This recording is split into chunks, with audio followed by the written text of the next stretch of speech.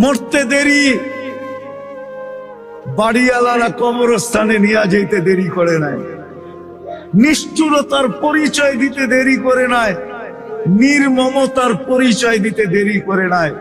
যার অর্থে এই অট্টালিকাটা তৈরি হলো, দীর্ঘদিন যিনি এই অট্টালিকাটার ভিতরে ছিলেন, হায় মরার পরে যদি একটা কামরার ভিতরে কবর দিত, তাইলে ও তো শুয়া শুয়া দেখতে পারতো, ঠিক না?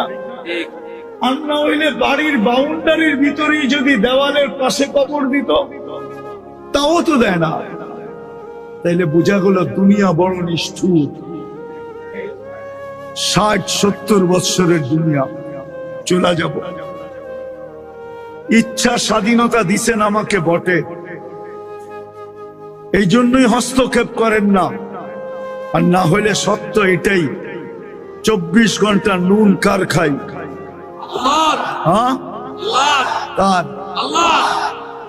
ও যুবক, রাগ হয়েও না। বিসিকের মানুষগুলা বলেন, ব্যক্তিত্ব আগে না অস্তিত্ব আগে? কোনটা? ব্যক্তিত্ব আগে? এই অস্তিত্বটা কার দেওয়া? এটাকে কর্মযোগ্য কে রাখছে? আল্লাহ রসুলের সর্বশেষ চিৎকার ছিল দুটা, আসসালাহ ওয়া মা মালাকাত আইমানুকুম। অধীনস্থদের ব্যাপারে সতর্ক থাকো। তোমার অধীন আল্লাহ যাকে করে দিছে, তার ব্যাপারে তুমি বড় সতর্ক থাকো, বড় সতর্ক। অধীনস্থদের ব্যাপারে সতর্ক থাকো। হতে পারে তোমার সতর্কতা তোমাকে জান্নাতে নিয়ে যাবে, আবার হতে পারে অসতর্কতার কারণে তোমার বাড়ির তোমার চাকর জিজ্ঞাসা করবে, মা সালাকাকুম ফি সাকার। এটা তো মানুষ। হতে পারে আমার বাড়ির কুকুরও আমাকে দেখে হাসতে পারে। কিয়ামতের দিন কুকুরও হাসবে আর বলবে, আকুনু তুরাবা, একটু বড়ই তো আমি মাটি হয়ে যাব, আর আপনি জাহান্নামের ইন্ধন হবেন।